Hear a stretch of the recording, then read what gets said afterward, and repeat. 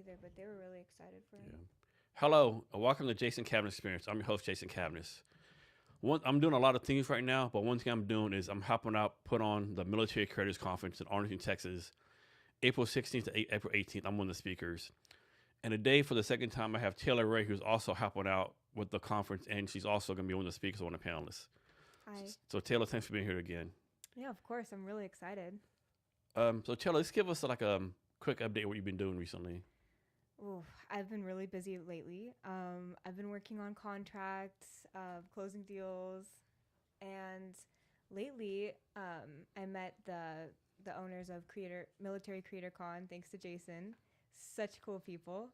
So I'm really excited to start going there and kind of meeting some new people and getting more into the military creator community. And so you graduated PLU last summer, correct? Yes. So most people say, okay, I have one less thing to do and keep that space free. But something to tell them you actually like added stuff to take the place of college, right? Yes. Okay. Yes, I love to stay busy. I don't like being latent. I get kind of stressed out if I'm not like running around on fire, which is good and bad. But I really enjoy it. I love the business and Yeah. So what's your main industry that you work on? I work in marketing, Okay. specifically geofenced marketing. For those that don't know what that is, I put digital fences around buildings so that anyone that walks inside gets an ad. And the cool thing about that is you can also layer on top of that demographics. So that gets very, very highly targeted and very specific. So, for example, if you want to target your competitors, say you're a car dealership, you want to target your competitors. You can target people that are in market for a car. You can target them based on the kind of car they drive and their net worth, what their age is. Very cool. And so you can also do that with households. Like, say you want to target a whole city, you can target that city, and you can also layer in demographics in there and make sure you're actually getting that exact person you're looking for. So this geofencing, to push back a little bit, kind of sounds like you're spying on people, right?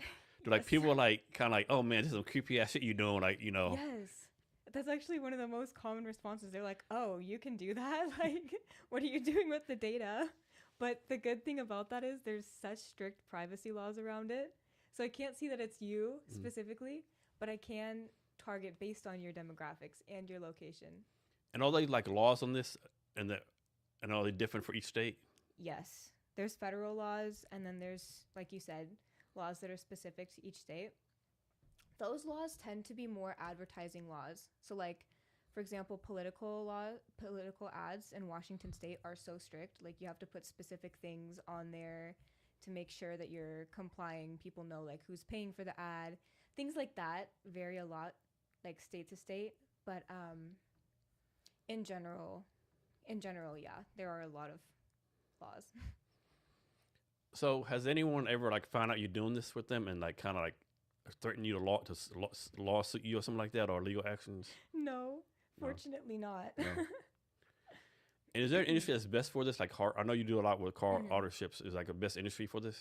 I do a lot with tech as well, but I think that's just the nature of us being in Seattle. There's a lot of tech companies. I don't think there's any one industry that it's good for, but I've found it works especially well in industries that have like a higher item, like a higher ROI item.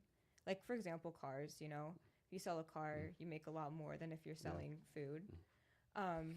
It does work for restaurants though too, but law, real estate, tech, things like that. So this is totally around. Let me ask you this right. So you're like 22, 23? 23, yes. And so like I recently had maybe a month ago, I had a female on the podcast, Eleanor Knight. She finished like third in the World Kayaking Championship last year. Oh, cool. She just graduated from University of Washington. Very cool. Got accepted to University of Washington Law School.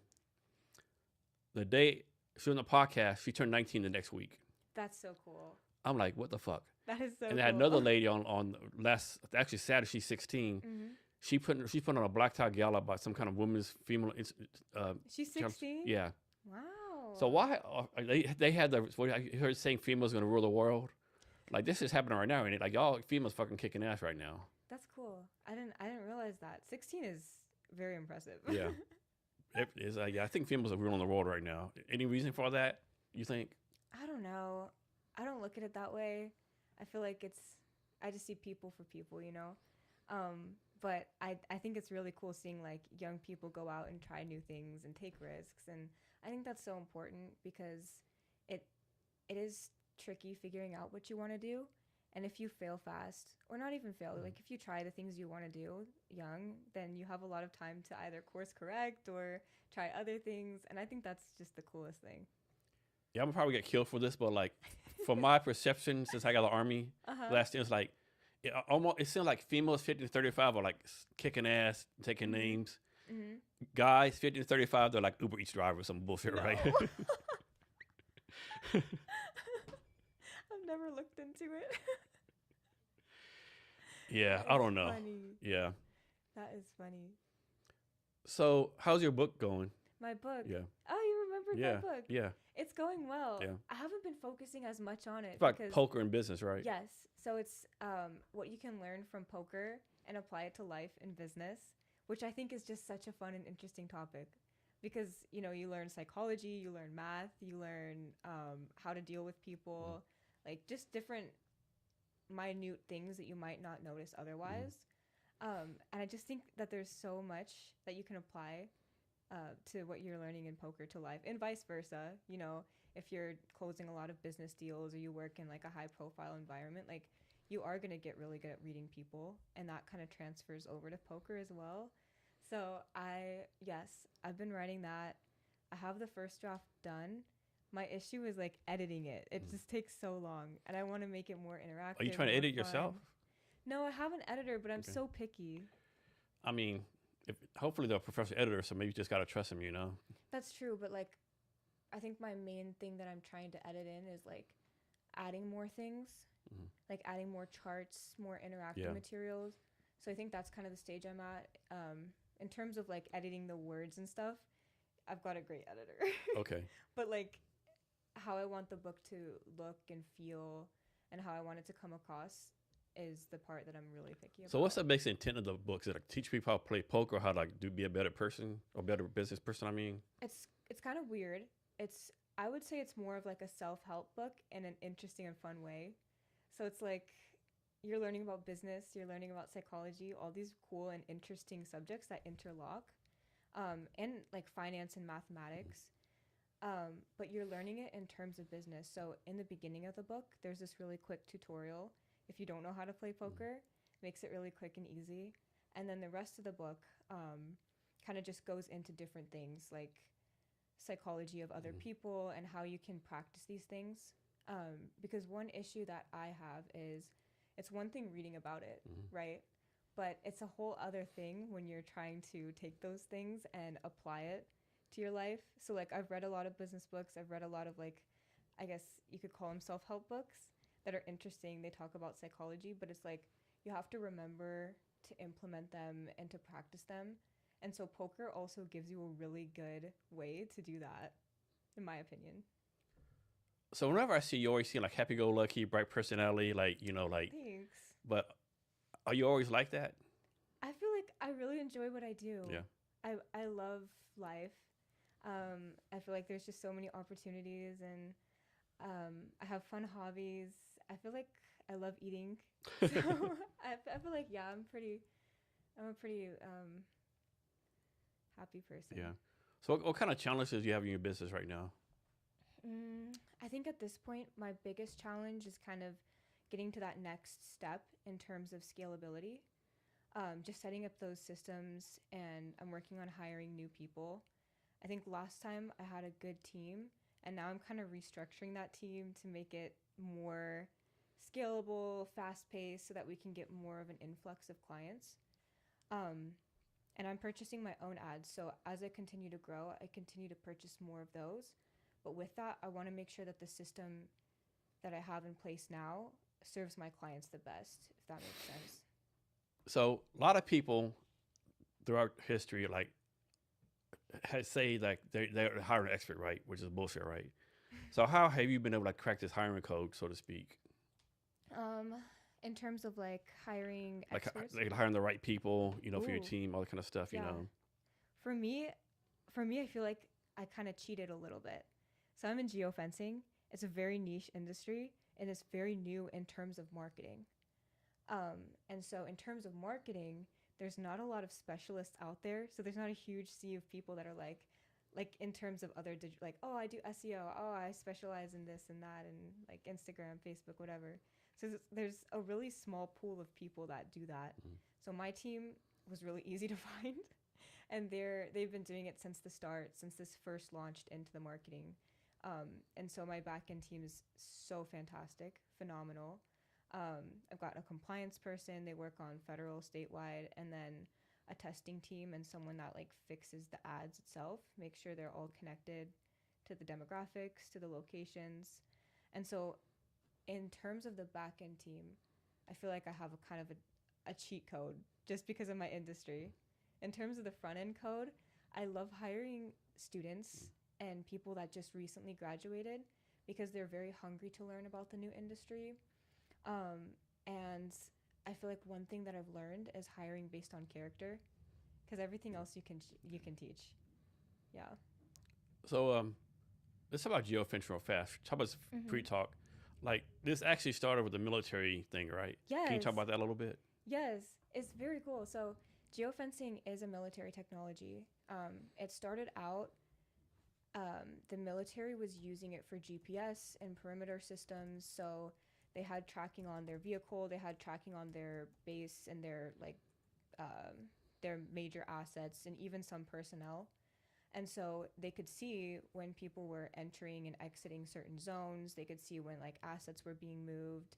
They could see a lot of things, and that helped them out a lot, obviously. And so just recently, geofencing is now commercialized.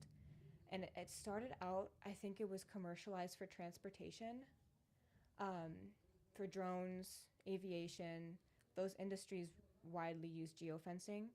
And then even more recently than that, it started being used for marketing. And so that is just fascinating because it's so precise. Can you talk about how the actual tech of the geofencing works? Is it like some Yeah. big satellite in the sky that scans everyone's eyeballs or some crazy shit? Like, how does it actually work? No, it doesn't work quite like that. Basically, so everybody has a device ID on their device. So, you know, your phone, your computer, whatever. And do you use maps? Mhm. Yeah, so your location's always on. Maps, Google Maps, Snapchat Maps, all that stuff. Yeah. So if you use that, I'm easy to find. Yeah. yeah, If someone wants to do me some harm, yeah. you know where to find you. Yeah. So it kind of works off of that. Since you use maps, you're very highly unlikely to go in and like turn your device location on and off every time you use maps. So I'm about to do something bad. let me just I'm about to go do something I'm not supposed to do. let me just quickly turn this off. So I think that's the main thing is majority of people have their location. Majority of people don't realize how much data that they're sharing day to day, like on your computer. Every time you Oh, search, yeah, it's crazy, yeah. every time you click on a website, a web link, anything, your email. Even you do incognito mode, that really doesn't do anything right. Yes, even in incognito mode. It's Yeah. a nice like little small barrier to that, but you're still getting like your device is the one that's looking it up. So it's so easy to use that data, way easier than people think. It's all available for public purchase. It's all available for public, data tracking. Privacy's been gone a long time, right? Yes. Unless you're living in the middle of, I don't know, Montana woods, and like, I don't know. You're like on a generator. Yeah. Yeah. So first of all, do you want to get anything to drink? Are you good? I think I'm good today. Okay. Did you drink last time? I did, yeah. I can't remember which one I had, but I think I have some new ones. I might drink some of them later on. You recommended one. It seems like you're an expert over here. So I was like, maybe you could recommend one. Yeah. Which new ones did you get? So a guest bought me this. It's Wow. actually a bar distillery here out of Fremont, here in the Seattle area. It's actually okay. pretty good. So this is another one. I think most people know about this one, Woodford Reserve. Do you know who this country singer named Chris Stapleton is? He sings a song called Tennessee Whiskey, like real popular. I love that. So that Travelers, that's his bourbon, the Travelers. This one? Yeah, that's pretty good. It's pretty smooth. Wow. The Rebecca Creek, that's actually from a town called Bulverde, Texas, where my cousin lives. Very It's decent, cool. yeah. I love it. And then this is this new? Yeah, so two What's friends of that? mine gave this to me like when I was in Korea in 2008. Mm-hmm. It says break glass in case of emergency. So that's like Korean soldiers like maybe man like 17 years old. So yeah, Wow. haven't had an emergency that bad where I had to open it up, you I know. like But it. yeah, I like it. This is cool. This is a custom bottle. yeah. My Very daughter cool. gave it to me when I retired. That's so sweet. Yeah, Okay, so I know she it's got me this. It was full of scotch and then these glasses to go with it. Yeah, that's so sweet. I love that. yeah. So I might get some to drink in a minute. So now I'm trying to do something I haven't done before. I'm gonna try to share my screen, and have you do your demo, okay? Okay. So fingers crossed as this works out. Okay. Okay. I think we'll make it work. Yeah. Okay. You want me to awesome. come over there or? Yeah, give me 1 minute. Okay. One. That's here.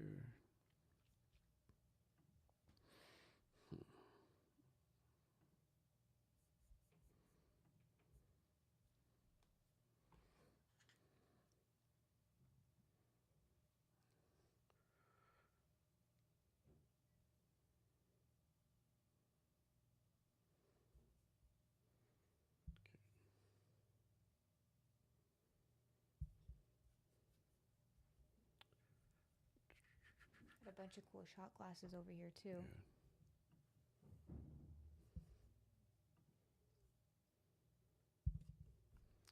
Okay, I have it pulled up right now. So this is what it looks like on the live right now.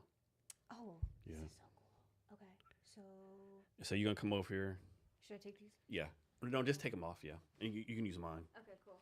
So right now I'm gonna have Taylor come over to my side of the desk, and she's gonna do the live stream of her how she does this stuff. Switch spots real quick.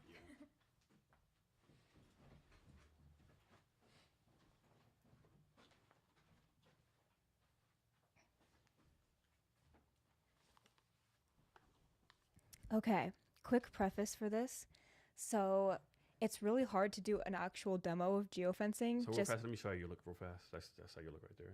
Oh, cool. Okay. You can see the whole page. Yeah. So if I scroll in.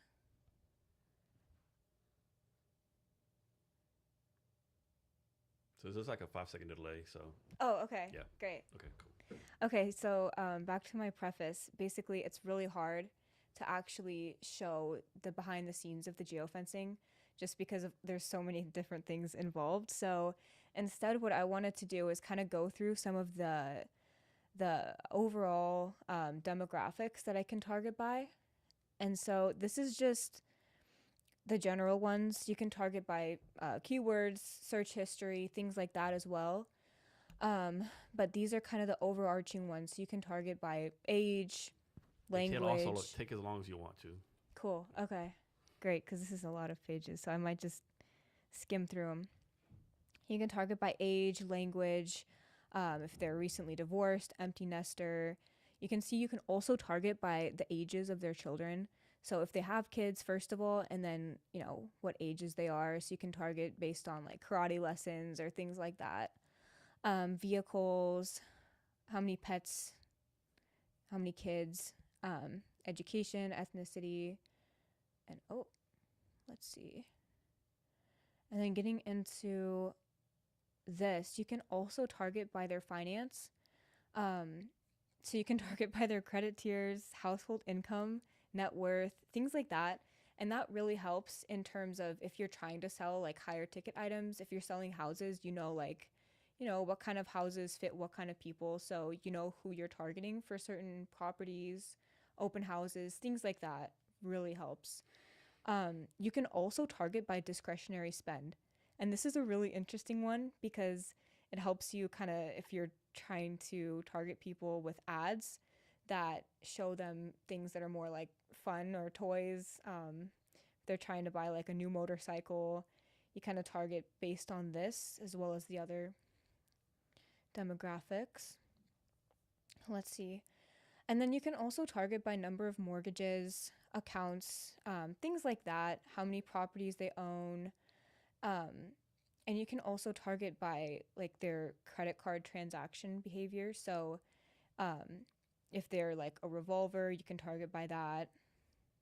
Wealth rating, a bunch of different things. And that helps a lot in terms of like mortgage industry, finance, targeting people based on credit cards and banking. Okay, let's see if we can scroll to the next page. And then this is some more. This is more things on finance and credit cards, what kind of cards they're using. Very interesting stuff. Kind of helps in certain industries. If they have active and open auto loans, this is a big one for car dealerships. Just some more information when their lease is ending. This is another really good one. We can target people based on, like, if their car is about to, if they're about to, get a new lease, whatever. Next. There's a lot of pages, so I'm going to start kind of going through them a little faster. But you can also target by their residence. So their mortgage loan amount, again, helps a lot in real estate and mortgage industries, finance. Their home equity, home type, length of ownership, length of residence, even like the kind of mortgage they have, their loan transaction type, number of bedrooms. And this helps also a lot in construction, roofing, different services industries that might want to target based on what their client is doing or what kind of situation their client is living in, or their potential client. Let's see. Next.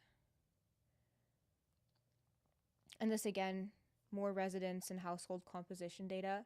We can target by the year the house was built, purchase price, time since the last loan origination, and then some roofing info. And then this is where it gets really interesting, is the household composition. So you can see if there's an elderly parent living with them. You can see what their family position is, how many generations, grandchildren, number of adults and people in the house. And this helps a lot because a big part of geofencing is making sure that you have enough impressions to go with the spend.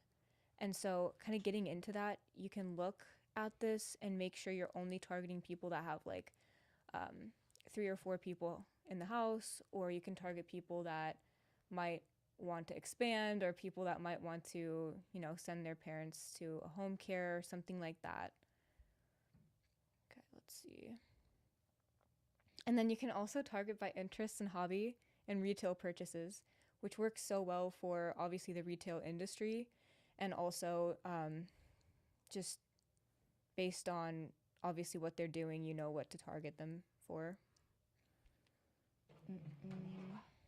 And then this is really good for political donors. Oh, thanks. See what she said.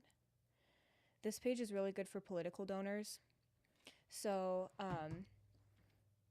not even just donors, but if you're trying to target based on political ads, you can see what they kind of contribute to, and you can also target based on their political leaning. So if they're right wing, left wing, whatever. There's a few more you can target by, but that's very helpful in terms of political ads.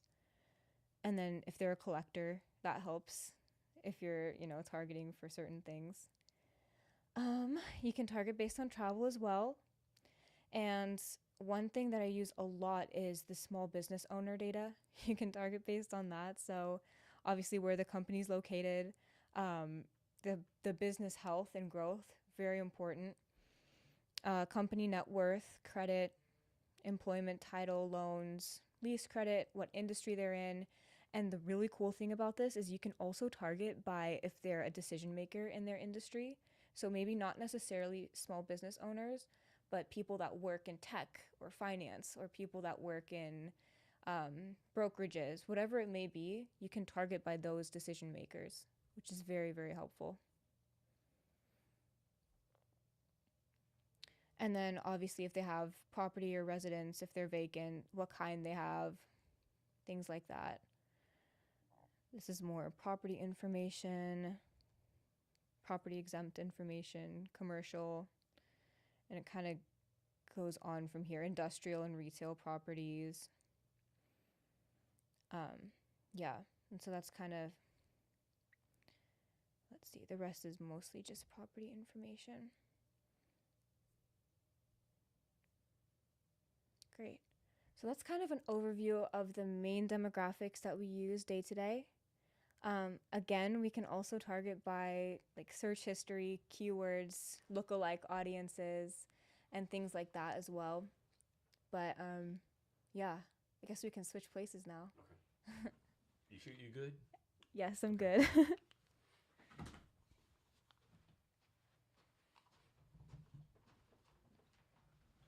Like I should be asking you questions. In this seat.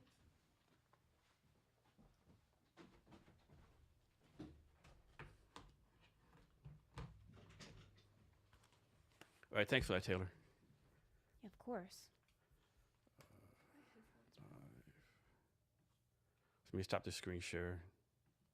Okay, so I'm back. So, how long have you been doing this geofencing stuff? I've been doing it about, I want to say 5 years now, 4 or 5 years. So I've been. And so, how do you get started? You just like saw a YouTube channel somewhere, or like geofencing popped up. Man, I might be good at that. Like, how did that come about? No, so I started marketing in general.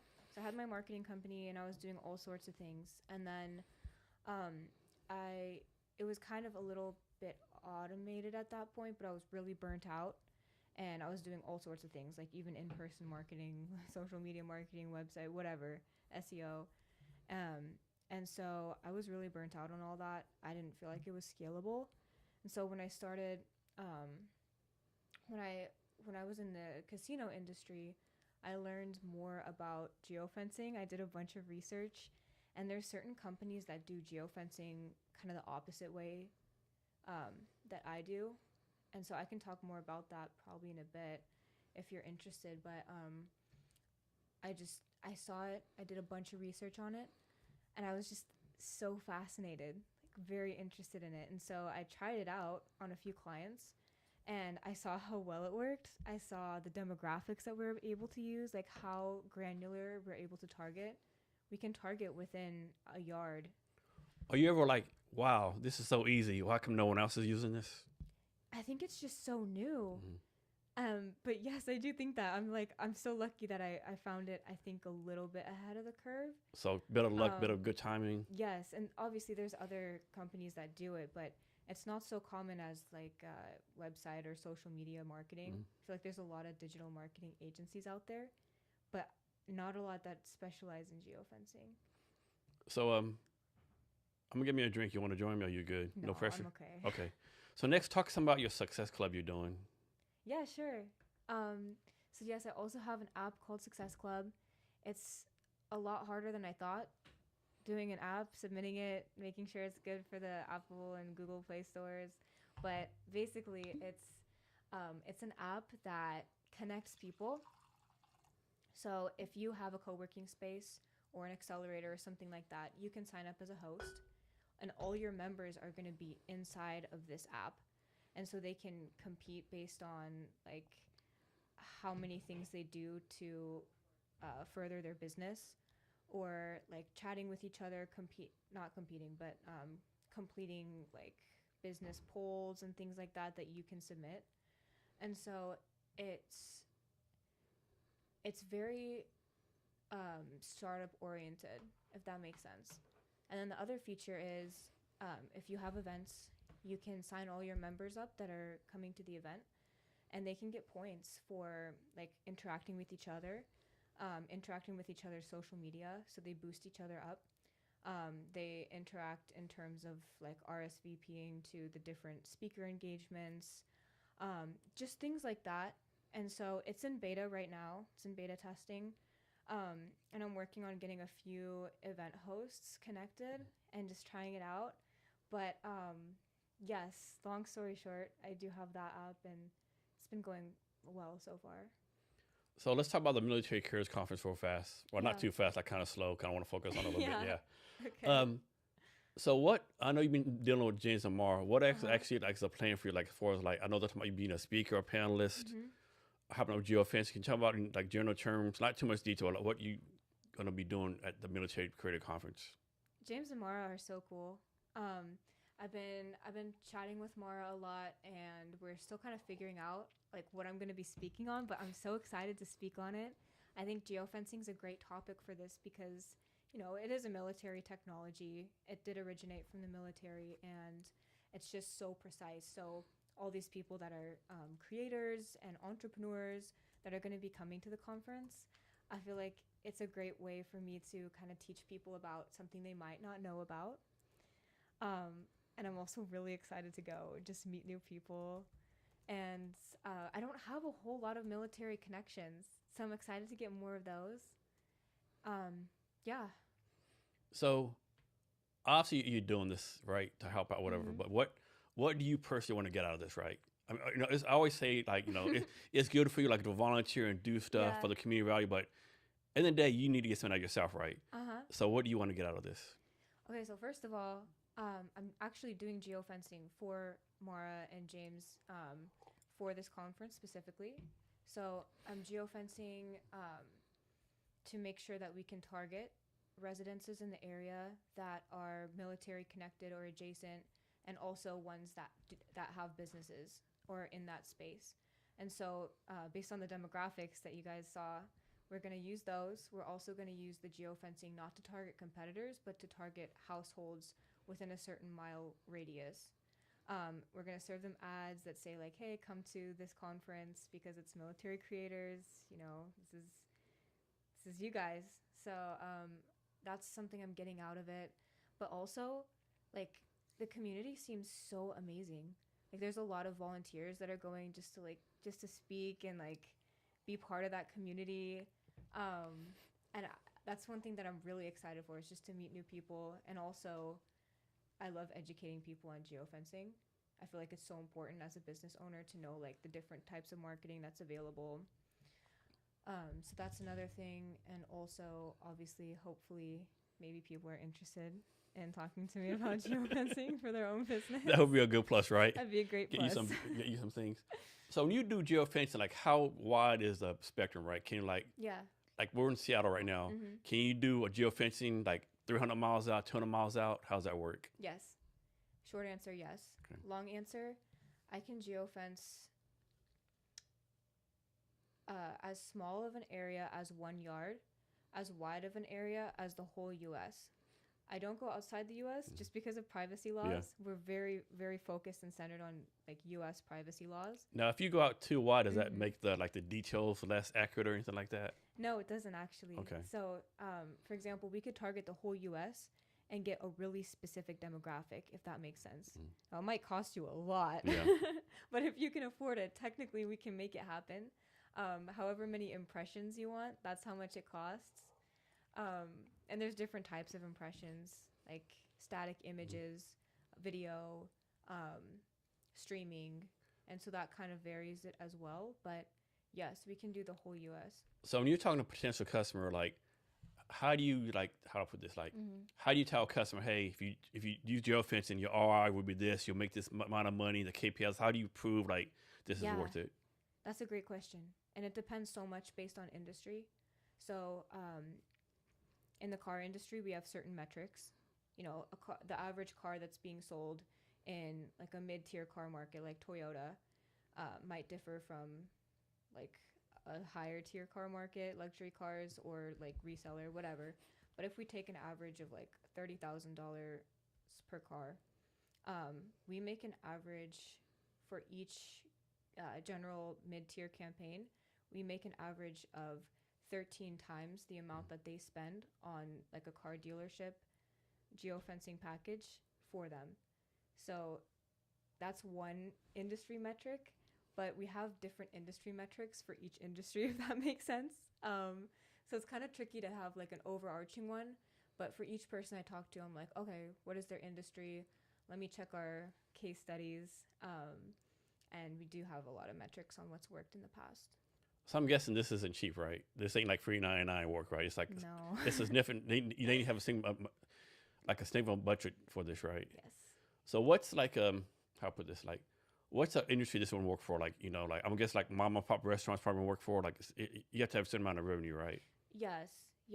I think mom and pop restaurants don't typically work that well because they don't have that much of a disposable income to spend just on marketing, and also they're selling food and drinks and stuff, so they're gonna make it back, but it would be a lot slower it's more of like a take it slow campaign.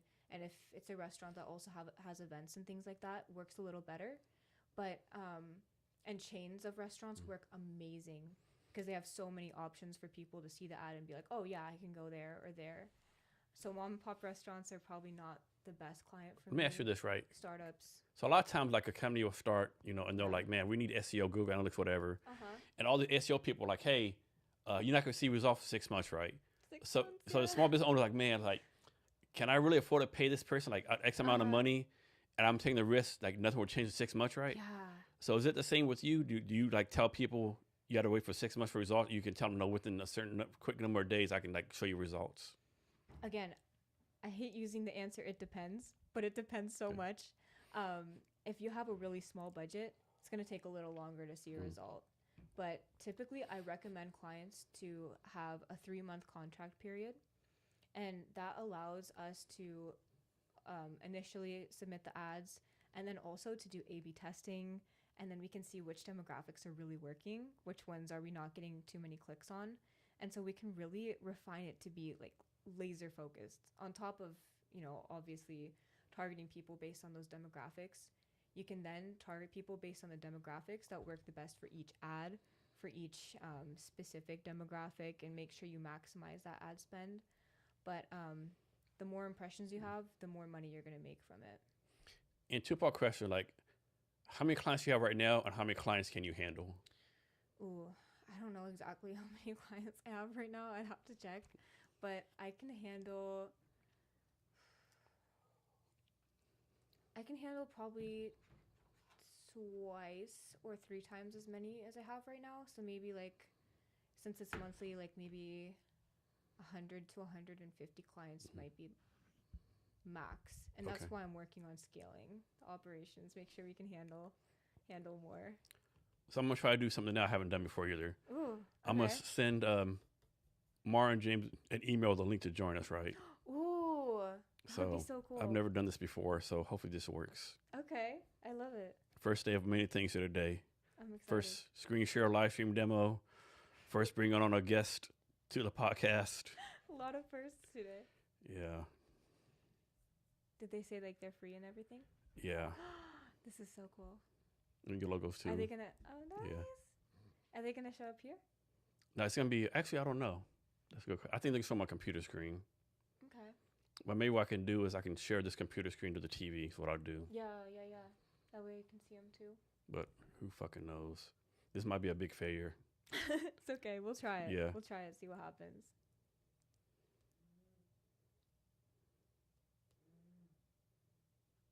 So have you looked at what any kind of like tourist stuff you want to do in Dallas area? No. I went down there I think in November for a wedding, and that was really fun. But I don't know anyone in Dallas. So like I went with my boyfriend. He has a bunch of friends down there.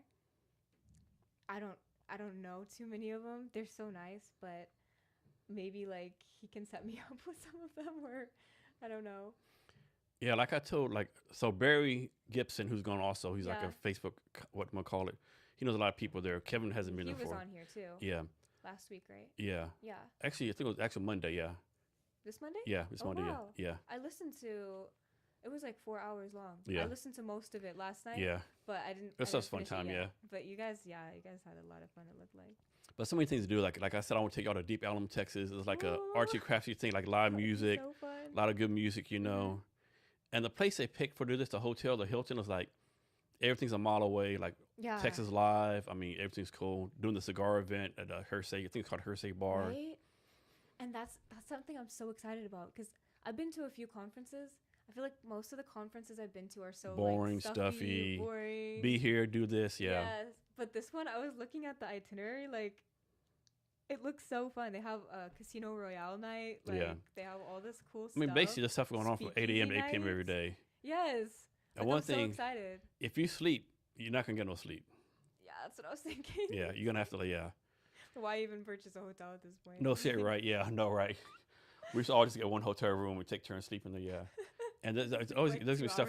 There's be stuff going on all the time, right? Yeah. And even if everything's over at like 8 p.m., like, oh man, like we're kind of wired, you know. Let's go do something else, right?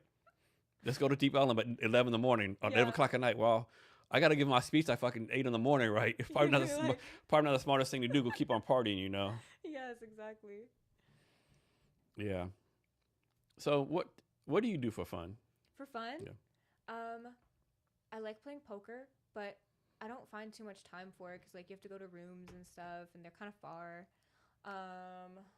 But I love doing trapeze.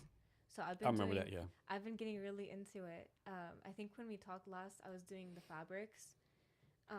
And fabrics is like silk, so it hangs from the ceiling, and you do like climbing and you do stunts and drops and stuff like that. But recently I've been doing flying trapeze, and it's so much fun. Like when you climb up the ladder and then you grab the bar and jump off, and you can do tricks, and you can like be caught by other people, and just do fun stuff. I love it. I've been doing it like once or twice a week. Is like a gym you go to for this, yes, or like there's a gym and a bunch of trapeze people? Yeah, they have like trampoline classes, handstand classes. I'm guessing they got all kind of trapeze. They got all kind of mats too, right? Yeah, yeah, they have like nets and stuff too. Hey, I'm gonna show this real fast, right? Okay. So so I'm a big person on TikTok, right?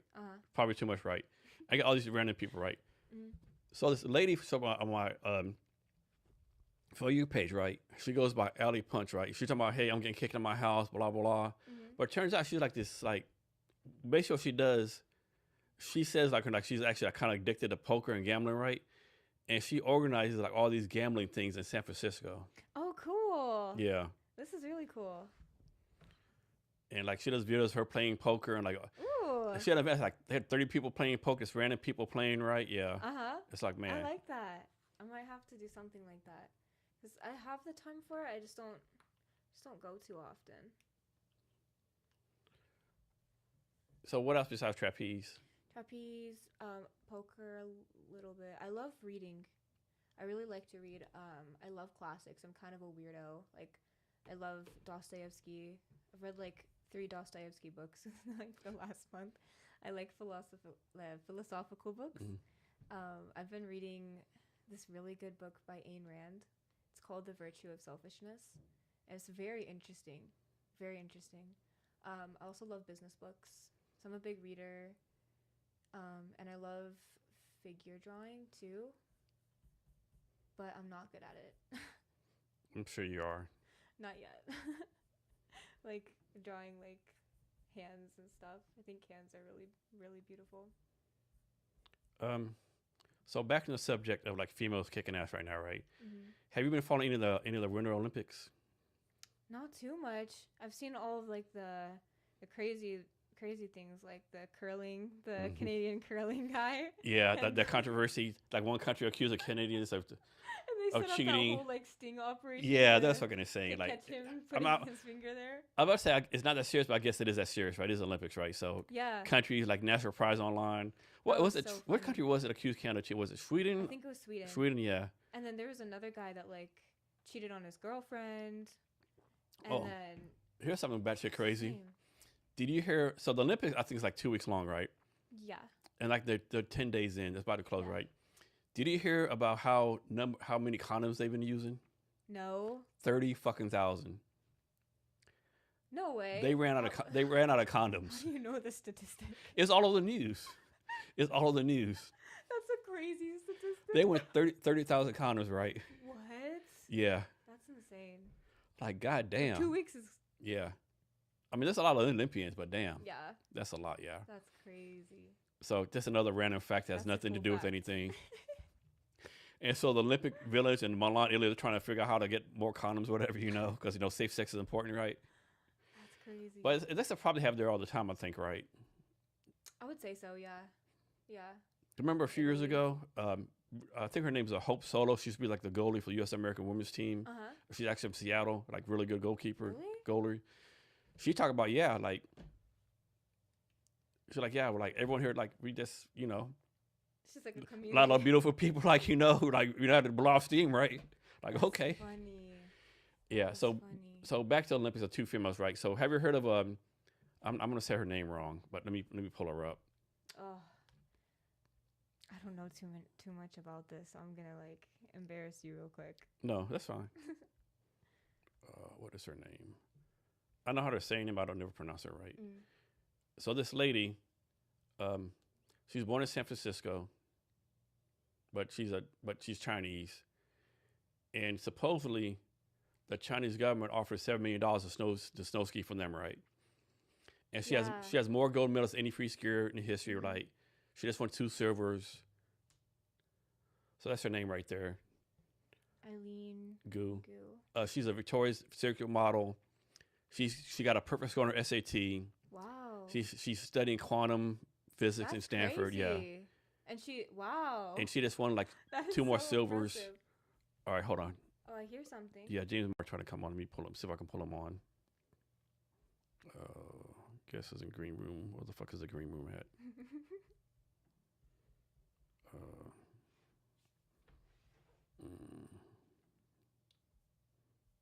Move from green room. Okay. Well, hello there. Hey, can y'all hear me? This is something new I'm trying to do. So, to left. I don't know if you can hear me, but I can hear you. Yeah, that'd be so cool. Yeah. There you are. I didn't know we were doing this today. Yeah, I did. Okay, here they are. Okay, let me try to share this to the screen. Can they see us too? Yeah. Hey, Mara, can you hear me? I don't think they can hear me. Yeah. Try to screen share this.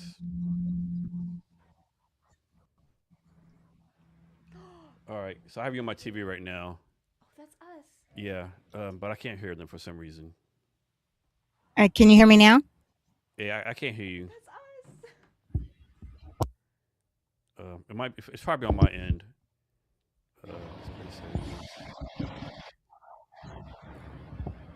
Hey, raise your hand if you can hear me. Okay, I can hear you. So right now I have you like split screen with you and Taylor right now, but for some reason I can't hear you. This is so cool. Yeah.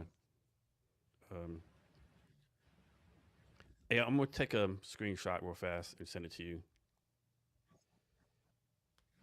Do you think it's connected to our? That I don't know. Audio or something? It should be. So it's supposed to be automatic.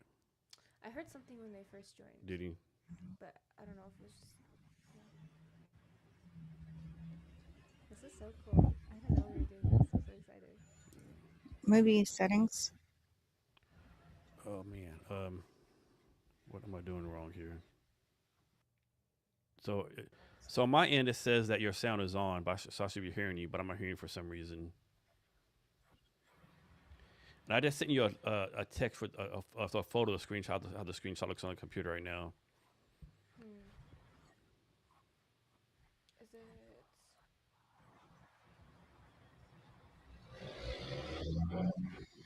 The feedback is because you have the restream, I think, open, so I'm hearing it twice. It's messing me up. That's what I was trying to do right now.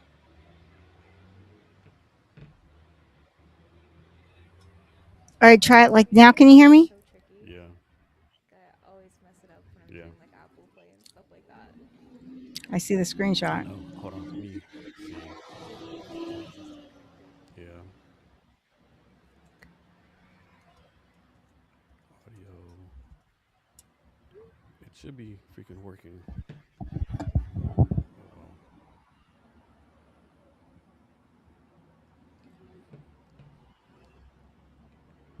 Do you think it might be something on your end?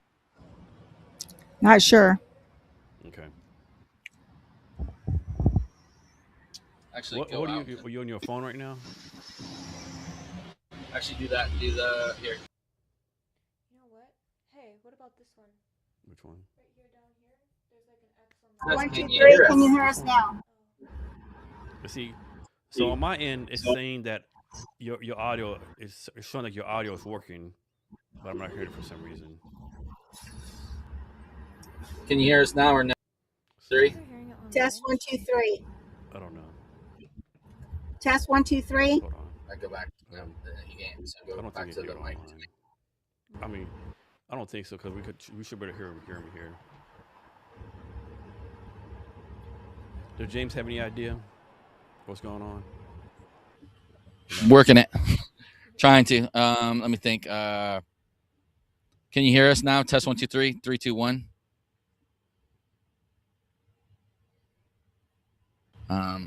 go out.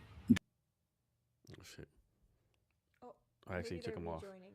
I actually took them off. Oh no. Hey, fuck. It's okay. We'll get it. Yeah, hold on.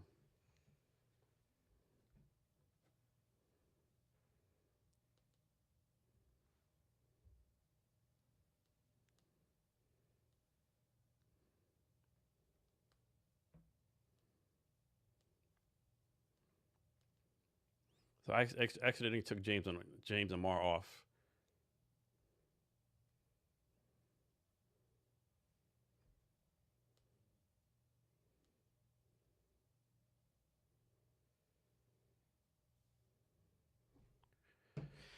Yeah, I don't know because it's supposed to just like, you know what? Hold on.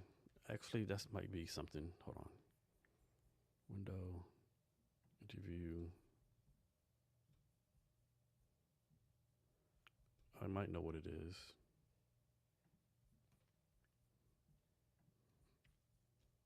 Let's view. You can.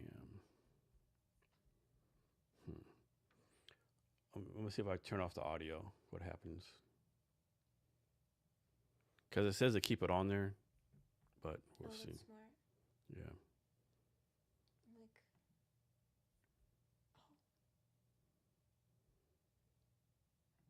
okay. They're muted.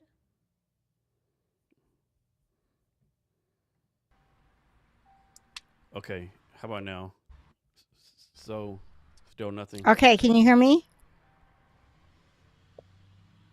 I don't know what to do. Okay. So I guess we just have to figure this out the next time. Good idea, bad judgment, bad whatever, you know. But Taylor did a really good demo of her stuff earlier. Let me try the thing. Can you hear me one last time? Let's give that a shot.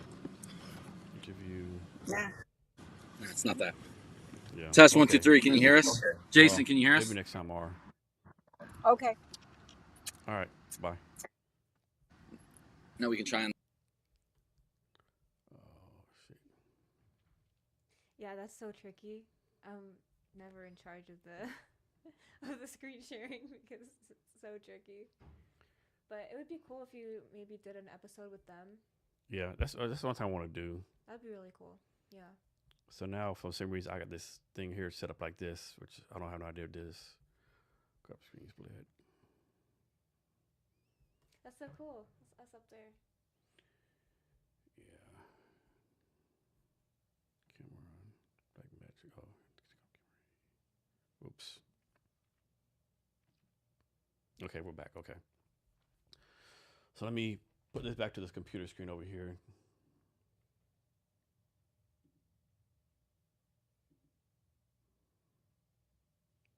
All right, cool. Okay, we're back. Yeah, we're back. Okay. Well, good experiment. Yeah. But I do want to bring them on, like do like of course I never do like Zoom podcasts, but for this I'll do an exception, Yeah. right? Yeah. Yeah. Or even, well, no, you'd probably need your equipment if you did it down there, but Yeah. I actually was thinking about doing that, taking my podcast stuff Yeah. down there, but I don't think there's a space for you to do it, right? yeah, like a post event. Well, maybe in the conference room because they have it booked out. Yeah. I don't know. I don't know. That would be cool. It is, but I took us to Vietnam. It's not easy to do, right? It's just fucking hassle, yeah. I believe you. You got to pack it all up and like, yeah, set it up. Heavy. Yeah. Yeah. No, but it'd be cool to do like a digital one maybe before their Yeah. before the conference. Yeah. Have you had a chance to look through the speakers that are going to be there? I looked through it a little bit. I didn't do any crazy research or Yeah. anything. Because that's but any speakers like you look like, oh wow, I gotta check this person out. You know what? I'm really excited to hear. Besides myself, of course. I mean, yeah. Besides myself, of course. Besides you, and I looked into me too, so Yeah. I think we're good. Yeah. But also, I'm excited for Christopher Lockheed Okay. because I heard a lot about him. He's a keynote from speaker, right? Mara. Yeah, he's a keynote speaker. I know James and Mara are like really pumped up by him being on there. So Yeah. I don't know the previous relationship, but man, I don't really know much about the guy, I think right? he has a podcast, and they went on his podcast, Yeah. and he has a bunch of cool books out. So Yeah. I want to read some of them before I go. But he seems really cool.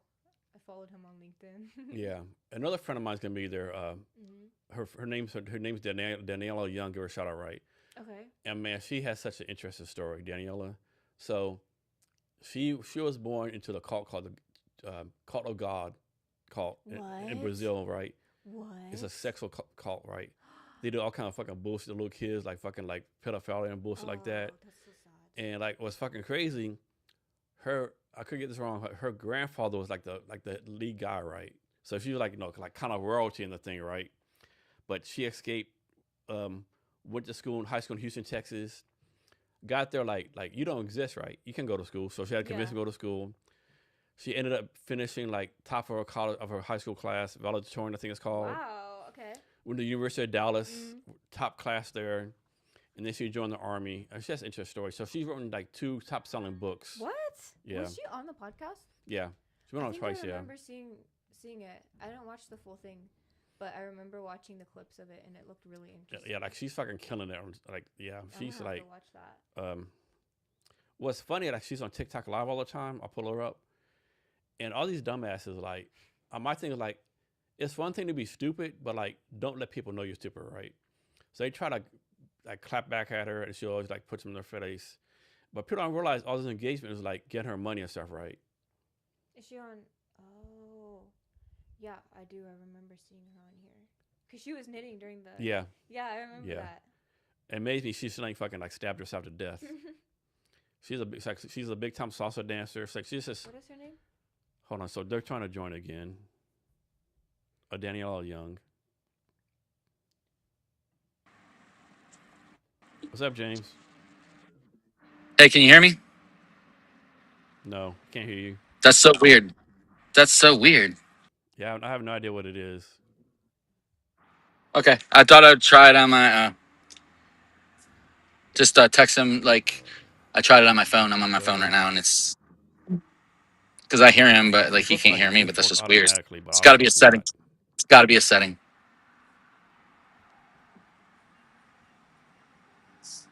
Test 1 2 3 3 2 1. Woo! Cool. It'll probably start working if I say a bunch of bad more stuff. than an iPhone. Maybe it has to be an actual computer. I doubt it. It's doing the same thing no matter if I'm on. All right.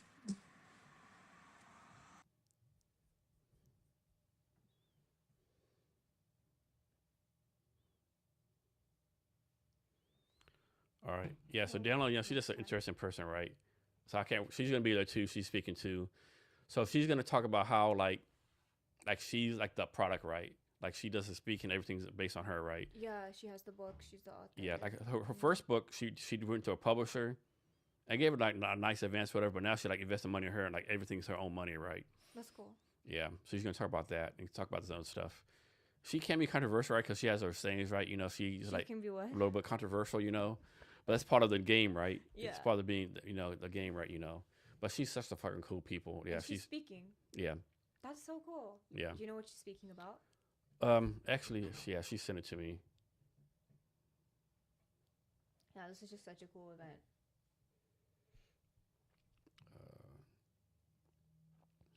Yeah, so this is a lot for you to read through, but if you just skim through this. Author apprenticeship. Okay. How to productize your brain. Very cool. And she is so fucking smart. Like, damn. Really? Yeah. And I found it entertaining. Like, she'll like be on TikTok and someone would say something fucking stupid, just fucking like clap back at him, right? I like that. Yeah, she takes on all trolls. So like, you don't realize. Like, I think she said one time, I'm paraphrasing. First of all, why are you letting the whole world know you're fucking like you're so stupid, right? And you might be trying to clap back at me, but like, this is gonna make me money, right? Yeah. Plus, like, they're commenting, they're increasing like her views and stuff. So. Yeah, so I'm looking forward to seeing her again. That's cool. Hold on. So what James is saying. Is he trying to join again? Oh no. Oh shit. So the audience could hear us. Huh? Yeah. That's what I was thinking, yeah. Yeah, so Mara just sent me a text saying the audience could hear us. That's so funny. Man, but I can't hear them, right? Hear 'em. Maybe we take our headphones off or something? No, I don't know, right? Man, that's fucking crazy. We've got our mics and everything connected. Yeah. It's tricky. I don't know. Oh, wow. Something else for me to figure out. You know what? Talk about that, right? Talk about how, that's a good point. As an entrepreneur, small business, what are you doing? Like, you never have everything figured out. There's always like, oh shit, I got to do this, got to do that right. Talk about that, like, man, That's true. I have stuff figured out. Oh shit, no, you don't. Talk about that part of it. That's true. I mean, sometimes, like, especially in the beginning when we were really understaffed, it's hard figuring that out. Like, who's going to do this, who's going to do that. So, like, in the beginning, I think, like a lot of other entrepreneurs, you end up having to do a lot of the stuff yourself. But also, the fortunate part about me and my business is, like, I'm not an expert in geofencing. I mean, I'm not an expert in setting up geofencing. My team is an expert in setting up geofencing, and so I have to have them on because, like I said, they've been doing it from the start. So they know all the back end stuff, and so I feel like my main job is obviously knowing what we sell and making sure everybody's in place to sell it correctly and to take the best care of our clients that we can. But yeah, in the beginning phases, a lot of it falls on you and just trying to figure all that out. But now we're in a different place where we're scaling and trying to grow and stuff like that. So what's the one skill you learned that you were not expecting to learn through this process? Probably, I mean, I learned a lot about, I guess, probably just selling to different industries is so different. Like in insurance, for example, you're selling, but you're selling to the same kind of people. It's not like different for different industries. I mean, there's different products, of course, but at the end of the day, it's just like person to person. Geofencing, like I was telling you, it's just so dependent on what industry you're in, like how much you're going to make back, how much you have to spend on impressions, like what your target is. And so I think that's been my biggest lesson, that I didn't realize I'd have to kind of differentiate that and I guess sell to different people based on that. But I think it's a common joke in marketing, like whenever you ask them a question, it's like, oh, it depends, but it really does highly depend on just the factors. So that's something that I've had to get used to. What's one thing about your business you just like give it to someone else to do forever? I mean, dealing with clients that aren't that nice would be fun, but also I don't want to give them to my team because I feel bad. So maybe having like one person for all the shit clients that are mean. How do you deal with your shit clients? I don't have a lot of I don't have any right now, but I've had some really mean ones in the past. And so You think they're mean because they see you as a young female and like they want to take advantage of you? I mean, yeah, that's some of it. In certain industries, they're kind of like harsh. And then when you're first getting started, like the first year, there were some things that I was learning, like how to take care of my customers best. And so I think I've learned a lot in that. And yeah, I think, part of it could be just because I'm young and I might be like their daughter's age sometimes. And so it's easy to like. But I think you can take advantage of that too, though, right? Yeah. Because like, yeah. you have a good personality, you're Thanks. attractive, like, Thanks. you have, you get along with people, right? I'm sure that's an advantage too, right? So. I think, yeah, like people talk about how hard it is, like being a woman or like being this or being that. But at the end of the day, like take advantage of what you can take advantage of, I guess. Yeah, I agree. Yeah. Mm-hmm. And is your number one industry you deal with, is it car dealerships? I wouldn't say it car dealerships. I think car dealerships is just a really fun example. Mm-hmm. I feel like I do a lot of tech. Mm-hmm. So I think maybe tech, but again, it's just probably because we live in Seattle, yeah. And they have good budgets, so it's Yeah. a good like target to go Yeah. for. But law offices are really good. So that's been like especially personal injury law. I'm trying to work on educating more personal injury firms about the benefits of geofencing, because like 95% of the time I talk to these people about it and they're like, oh, I didn't realize that. Like they get a bad rap for being, like ambulance chasers, but yeah, they do. Yeah, but a big part of geofencing is like targeting people based on their highly specific circumstances and locations. So, I mean, it works really well for that industry. Yeah. Is it an industry that you would never do this for? I've never thought about it before. probably like messed up industries. Like, Yeah. I don't know. Maybe like So like this is it's hard. this is totally inappropriate off the wall, but I'm guessing if a strip club and said, "Hey, do geofence on our fucking customers." I know. I was just gonna say like maybe strip clubs, but I've done a lot of casinos before. Yeah, So I mean casinos are way like, different from strip "Ooh." clubs. Yeah. Yeah, they Can you are. imagine if a strip club says, "Hey, Taylor, I want you to geofence all our customers."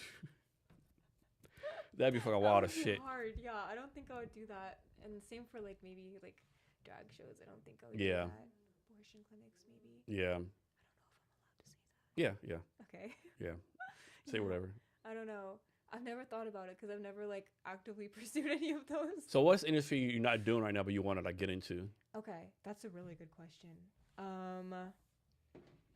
That's such a good question. Let me think about that. An industry that I'm not doing right now, but I'd really like to. Let me think about that. I would say. Oh, you know something I've always wanted to do is like escape rooms and stuff like that. Museums too. I would love to do it for museums, like fun things. Because I've done events. I do events quite often, and I do like hotels and things like that. I would love to have more hotel clients, but something that I've not done There's a water for before. you if you need water. Oh, thank you so much. Is probably like those fun things that you do like when you're traveling, like museums and escape rooms. I would love to do that. So, what's your like? How do you see yourself in like? Man, this is a crazy question. Mm-hmm. Like. Okay, let me rephrase that. So, is the days like February 19th, February 20th, something like that? Yeah. So, Yeah. December 31st, you're about to celebrate the new year. Uh-huh. What needs to have happened from today to December 31st for you to say, you know what? This was a good year for me, both professionally and personally. That's a good question. I feel like I always overstate my goals. Like I always have goals that are too much. So I'm like, okay, if I don't make it, at least I've gone over what I would have, I don't know if that makes sense. So I'd like to obviously increase the amount of clients I have by maybe double would be great. Double. I have like a monthly goal of like increasing this much. So currently it's February. I'm trying to increase. I'd have to look at it. I think it's like 6.8% to reach my goals each month.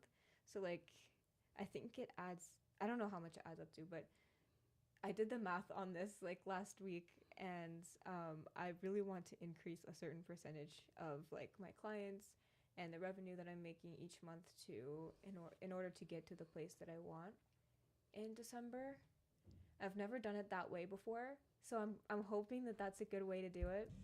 And then I think personally, I want to get stronger, I guess, in my things I'm working on to like get better at trapeze.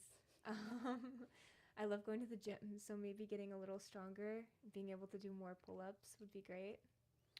So, how long is your sales process? How does your sales process work? My sales process is about 2 weeks long, and it depends heavily on the client. So basically, I meet with the client or one of my consultants meets with them. And then from there, you have to set up the ads. So you make sure like the ads are good to go. Sometimes they have their own ads. If they do, usually they need to be resized to fit all the digital versions. If they don't, we create the ads. Got a great creative team. And then also we have to figure out the strategy. So who they're trying to target. And on the back end, we figure out what are the best demographics based on what we've done before or just based on, industry metrics. And then I think the longest part of the process from our side of things is just setting everything up and testing it. And that takes 3 to 5 days, depending on how many demographics there are. But that's a big part of it, is making sure all the locations are correct, demographics, and then testing it to make sure like it's all good. Do you see AI as an opportunity for you, or you're like kind of scared of AI? Well, AI is a huge opportunity. I think anything can be an opportunity if you look at it the right way. And so, yeah, AI has been great. For me, specifically, it's hard to integrate AI into geofencing because you need like the compliance, you need the back end team to set up to test. So I haven't found a way to integrate AI into that back end system. But on the front end, like it's very helpful for making like custom proposals very quickly. Emails emails are great. And then I'm looking into like an AI phone line that can help on like the weekends and nights and stuff when no one picks up. I think that would be really cool. So I'd love to do that. So how do you go about finding like potential customers? I purchase my own ads, so that helps. And then I do a bunch of networking. I recently joined BNI, so I'm trying that out. Speak up a little bit. I recently joined BNI, so I'm trying that out. And I go to a bunch of Chamber of Commerce events. I go to a bunch of networking, tech-specific and finance-specific events have been great. So I'm thinking of going to more like conferences like that. And then, of course, Military Creator Con and things like that. I'd love to go to more conferences. I think that's a very valuable opportunity. Do you have any like go-to networking events? You know what? I love checking the Seattle Metro Chamber of Commerce site. They have really good events, and they put on events not just for like theirs, but they show other like Kent Chamber of Commerce, things like that on their community calendar. Recently, I've been focusing on World Cup. Yeah. If you want to talk about that. Yeah, let's talk about that. Yeah, Yeah, definitely. Let's talk about that. Yeah. Okay. The World Cup is coming to Seattle. And so exciting. Not cut it off. So I actually went to Seattle Seahawks won the Super Bowl recently. Yeah. I actually went to the Super Bowl parade, right? Did you go? Yes. I mean, it's like 2 blocks from here, right? Yeah. It was batshit crazy. So many people. It was crazy. It was like everyone drinking, having a good time. That's so nice. Like, so I'm gonna criticize the Seattle school system real fast, right? So they put out a note like, "Hey, this is not an excuse absence for kids, right?" I'm like, "Are you kidding right now? This is like a lifetime event, right?" Yeah. But there was so many kids there, right? Really? Like, so I was like 2 blocks from here, and like there's like a group of 8 high school kids next to me. They're all fucking taking shots and shit, They're having a good time, It's just a good time. Like, man, like if only Pioneer Square be like this every day. That's crazy. But I think that's how the World Cup's gonna be, right? I think so. So many people, like, and like Yeah. every bar around this area, like it's Yeah. fucking packed. It's like it's such a good time, right? Amazing. And I see the World Cup is like a month long, 2 weeks long. I'm not sure how long it is. It's 2 weeks long. I see 2 weeks straight, like people just like partying, like having a good time. People all the world, right? So I definitely seen you taking advantage of that some kind of way. Matter of fact, shit. You know what? I just remember you fought to remind me of something. I need to show you how to use that data axle thing. Oh yeah, you do. So we'll do it after this, right? Okay, cool. Let's do it. So basically, data axle, I have the phone number of every business in Pioneer Square. That's crazy. Yeah. That's crazy. The negative thing is like it doesn't give emails, right? Only phone numbers, right? Okay, so you have to call. Yeah, you have to call, right? There's no email campaign, no link. It's all you have to call, right? That's kind of a good thing and a bad thing though, because it forces you to call them. Yeah. Probably get better results. But I definitely from seen that. like having one of your people like just calling up all these businesses. Hey, like, Yeah. what's your plan for World Cup, right? That's a really good idea. Yeah. I might have. What to do if that. we could do this for you? We could do this for you, right? Yeah, I like that. Yeah. I Actually, have to do that. hold on real fast. Yeah, you're gonna have to show me that because for World Cup, it's just such an incredible opportunity because there's such an influx of people that are going to be coming From to all the over the area, world. and there's all these zones. Like you can target hotels, you can target the streaming devices in hotels, and you can target all these people that are like staying the So night. I'm gonna send this to you. I have Okay. 422 business phone numbers. That's crazy. Yeah. So what is your plan to take advantage of a World Cup? I think a big part of it is, like I said, all those tourists are coming, they're staying at hotels.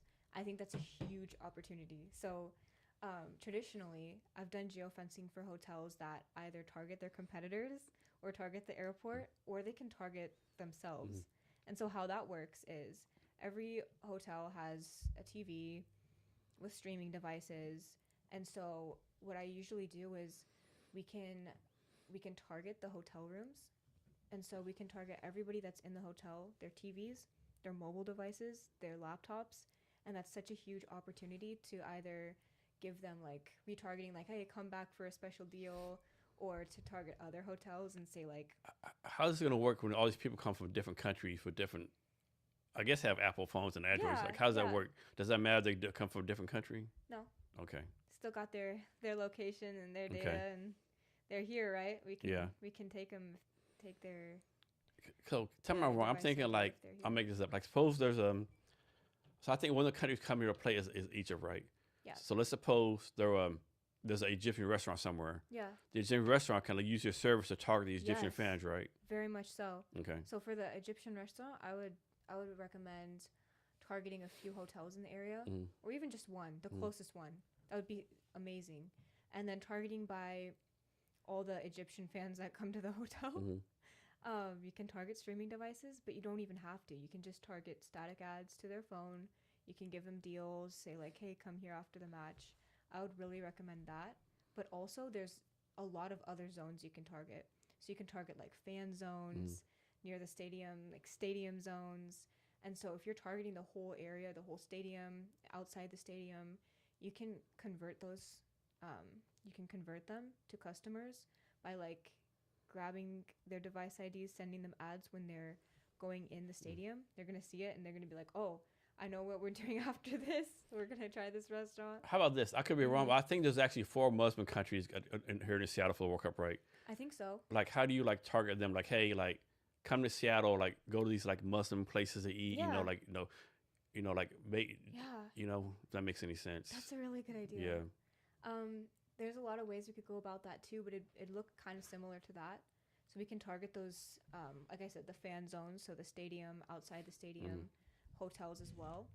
And so for each place that's trying to get more customers, you can target by that demographics list, and you can target by where they're at to send them ads in real time that say like, hey, we're right down the street from you. Because if you're targeting a certain hotel, you can say, hey, we're a 3-minute walk away. Yeah. Come try this, halal, right? Or something like that. So you can do that for each different hotel that you're targeting. You can do that for, one thing I did in the past was a boarding pass promo.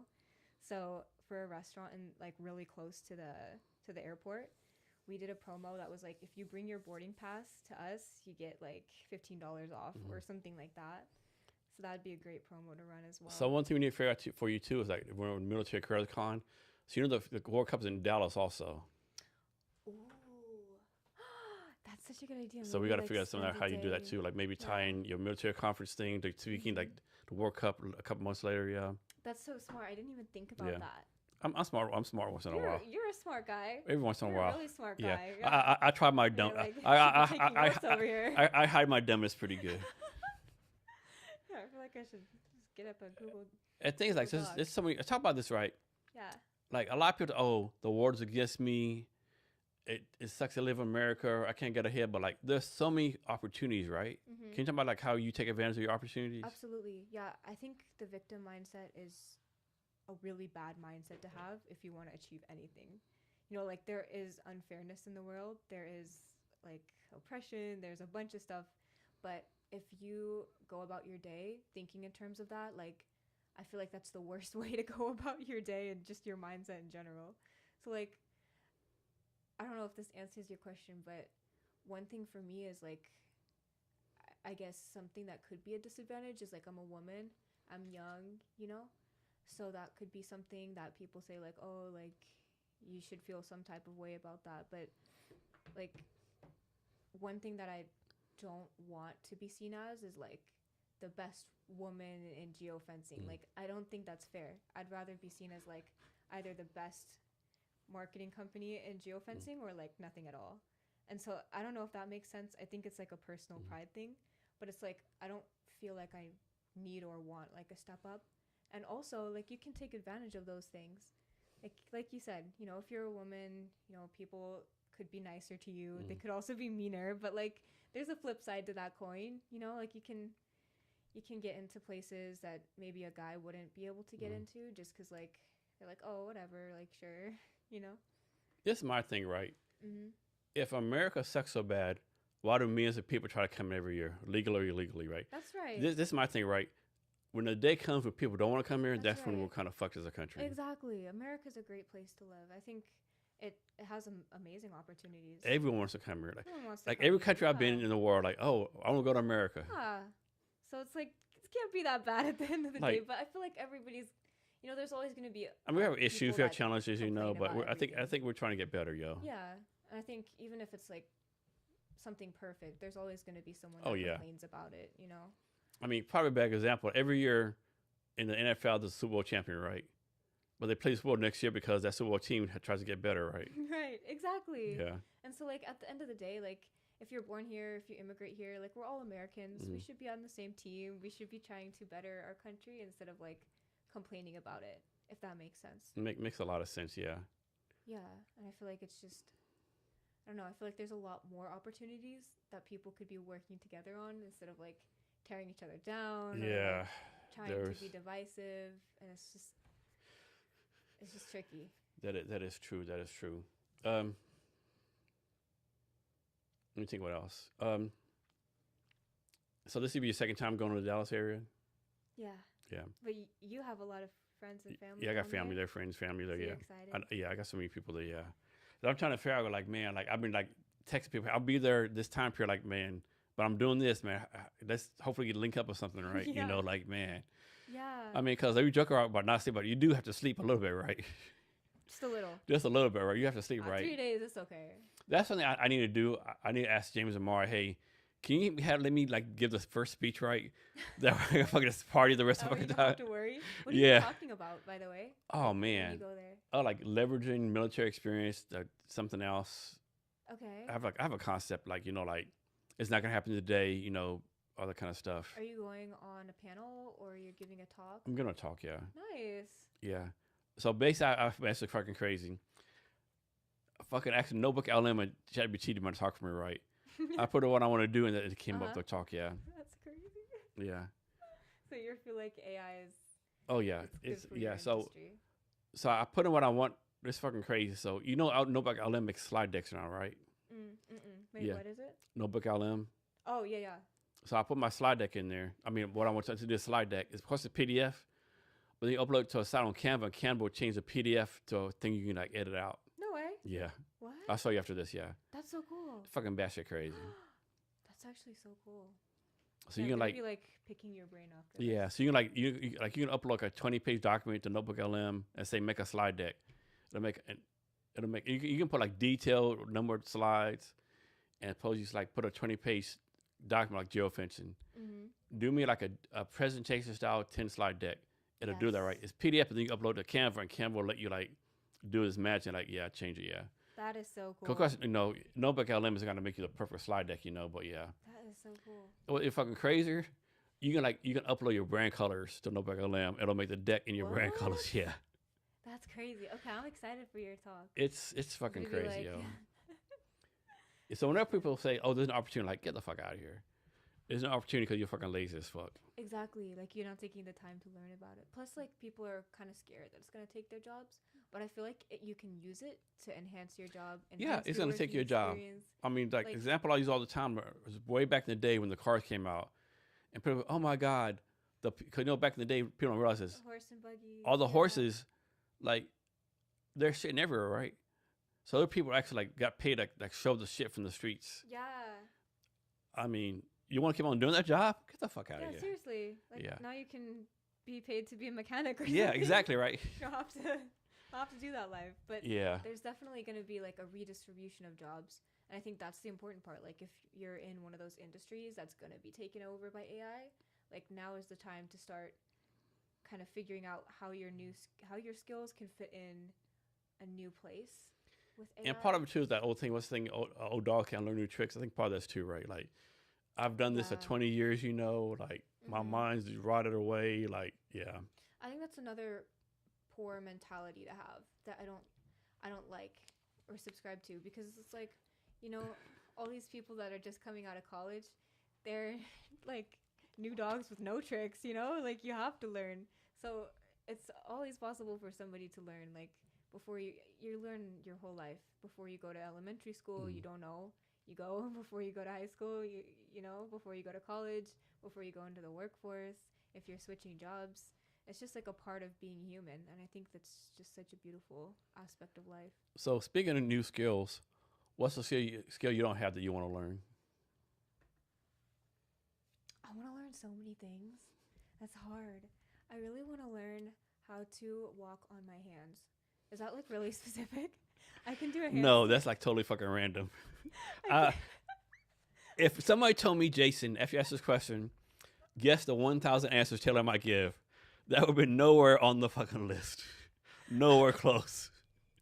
I mean, all you gotta do is like, Sorry, I know it's not business related. I mean, yeah, it could be anything. All you do every day, you get on a wall in your house, that's like standing on your feet, on your hands, like throw your legs back on the wall, like step out. Yeah. Of course, you're gonna bust your ass a few times, but yeah. Exactly. But you're a trapeze artist. It should be easy for you. Yeah, I learned how to do a handstand. Yeah, it should be easy for you. And so I can do that, but like getting the balance and then like doing that would be so cool. I really want to do that. That has to be the best answer in the history of the Jason Cabinet Experience podcast. No doubt. Has to be the best answer ever. That is so funny. And also, I love languages. I'd love to learn like 5 Oh man, new I would love to languages. learn languages. Yeah. What would one like language that you want to learn be? Oh man. So this is so embarrassing, right? So I'm Italian on my mother's grandfather's side, right? So my great grandfather came over the boat in Italy like 1891. Me and my family were actually stationed in Italy for 2 years. Never That's so cool. never learned Italian. No way. No. No way. That's not real. Yeah, I like it, man. It's okay. It's so embarrassing. Like, and so people are like, you don't learn language. Like, I'm like, man, if I didn't learn Italian, what fucking chance have I learned another language, right? So You must know some fun phrases though. I don't know shit. Really? No. Well, it was kind of funny. Like we were in Germany, Italy, Korea, different places. My wife and kids can go any place we've been and speak the language, right? At least like No way. not like thoroughly, but like get some Understand. Yeah, me not so much. Yeah, it's That's so embarrassing, right? So number one language it's Italian. Probably number two because I'm there all the time. Vietnam and probably Spanish. I think you need to learn Spanish, right? Spanish is important. Yeah, it's Yeah, so, especially like, in America. Yeah, popular. especially in America. Yeah. Yeah, that's so cool. And of course, like Chinese, there's billions of Chinese, Yeah. But I just wish this was like I know I take about the time these apps like Google Translate, but it doesn't work right. The other time I was in Vietnam, I go to a store. So a store they're called MetaMart. It's like the Costco. I would like type something in like Google Translate, and my friend like Jason, this means nowhere close to what you said, right? Yeah, I don't know. That's true, but I mean, it works well enough. Yeah. Works well enough. I don't know. That's Yeah. tricky. But it's fun though. Coding, it's, like, yeah. So fun too. Coding is a language too, True. Yeah. That counts. That counts, yeah. I don't know. It is so much to learn, right? Yeah, there's a lot to learn. What would you learn? Oh man, probably coding. Coding. A language, a musical instrument. Yeah. I'd like to learn that. Probably more personal. Like learn how to be more patient. That's hard. That's a difficult one to learn. Yeah. A musical instrument's a good one, actually. Yeah. I play piano. Yeah. I want a piano, guitar. One of I'd those two. love Yeah. to learn violin. I have a violin. I used to be able to play a few songs, but I can't. It's so hard. Like if you don't play for a while, it's like you have to like relearn it basically. Yeah. What's this crazy skill that you have that most people don't know about? That most people don't know Yeah. about? That's hard. I feel like most people don't know about the figure drawing. It's kind of a weird skill.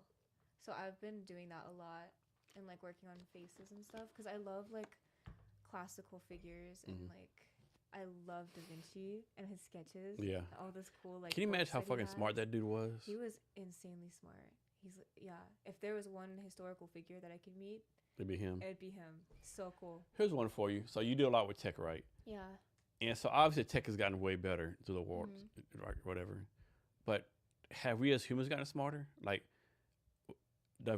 not kind of like suppose someone from 1500 came today. Would they have the same level of smarts as we do? I think we've gotten dumber, to be honest, because this might be like really not a popular opinion, but like back when the death rate was higher and you didn't live as long, you had to like You got rid of all the dumb people faster. Well, I mean, there's that, yeah. And then you have to do stuff faster. You're not gonna be like, oh, should I try this? Like, no, if you want to try it, you're going to try it now because, like, your lifespan's cut in half to what it is now, you know? So I feel like there's that. And then I think the short form technology with, like, Instagram Reels, TikTok, YouTube Shorts has, like, really messed with us. I was listening to a podcast about this the other day. I feel like it's really messed with, like, our prefrontal cortex, and it's just kind of scary. Like, I listened to that podcast and I'm like, I haven't touched Instagram. Like, I'm trying not to, like, do that stuff because I feel like everything's just so easy and we don't have to work so much for, like, things that we used to. Like, it's just automatically warm in our house because we have the heats. We have the grocery store. We don't have to, like, hunt our meals. We have medication. We have, like, sweets. We have very high, like, sodium enriched foods. Like, we don't have to do all that. We don't have to go to the gym. We don't have to walk 20 miles to get to our, like, occupation. We don't have to build houses. Like, it's crazy. Like, people talk all the time. People talk all the time. Back to good old days. You mean the good old days with no hot water? Yeah, come like on no, now. like low electricity. Like, you had to fucking, like, walk 5 feet out behind your house and take a shit. You know those good times. Is what you talking about? Like what? Are you talking about, like, all the fucking black plague and diseases? You know, like some random king could just come to you. Hey, Jason, you're my servant now. Go to war against other people, right? Those good times. Exactly. Like. That's what you talk about? Those good times. I know. I feel like the whole of human history has had, like, amazing ups and incredible downs as well. But it's like now, you know, we don't have to do anything outlandish, especially in America. Yeah. You know, like, I feel like we're very spoiled. We're so spoiled, yeah. We're so spoiled. Everything here. Like, and here's, like... even if you're, like, dirt poor, you're still, like, richer than... That's a good like, point. Like, our people, like... Obviously, there's poor people here, like... In the army, like, you meet distant people all over the world. Like, so, like, people know, like, no, like, dirt floors, no food, you know. And granted, maybe you're not eating steaks 3 times a day, but, man, you have meals, you have, like, a house over your head, you know, like, yeah. Our poor is like the middle class pretty much anywhere else in the world, right? It's true. So we're very lucky. Yeah. Here's one for you. I don't people realize how many experiments the human race has done back in the day, right? Like how many people had to eat, like, a poison fruit that realized, oh, shit. That's true. Or, like, how many people would, like, try to pick up a rattlesnake before they realize, okay, maybe I don't want to do this. Like, people were, like, testing out mushrooms. They're like, this one kills you. This one gets you high as fuck. God, like. Yeah, this one I died. This one I talked to God. Like, how many people like, oh, I can take on a fucking elephant by myself and bring it down, you know? Yeah. Like, how many people died through the course of human history, like, experiment, like, right? all the different colors of, like, frogs and stuff that look so nice, but they're, like, deadly. Yeah. How many? Let me lick this frog. Oh, shit. I died. Let's not lick it in the future. All the experiments through the days, right? Yeah. That's crazy. I don't know. So for you have a podcasting business. I know you're working on the HR as well. I shut that down, actually. Really? Yeah. Back in December. Really? Yeah. Are you not, like, pursuing it anymore? No. Okay. Why? I didn't see a way forward with it. Yeah. Yeah. Okay. So your main thing is now the podcasting? No, I do a lot. So I'm doing the podcast. I started doing government contracting for software development. Ooh. I'm working with a company called Tech Bank out of Vietnam, the software development company. They have, like, 200 projects all through like Asia, Europe, Middle East. So I'm, like, the market development partner here in the United States doing that. And then I'm working with a company called Earth VC, the venture capital firm out of Vietnam. They invest, like, deep tech, right? So I'm doing that too. That's so cool. Yeah. So I do a lot, yeah. Okay. Yeah. I'm like you. I'd go batshit crazy not doing one thing, yeah. I love that. That sounds like a lot of fun, though. It is. I mean, like, cool, especially, like, the Earth VC, like, interest people to build on a lot of cool ass shit, you know. And you said government contracting. So, like, are you the one that's making the government contracts? So I'm trying to bid on contracts, yeah. Oh my god. So, like, so far I've been on. I've done 2 bids so far. One's for Library of Congress, like, redo all the platform stuff. Yeah.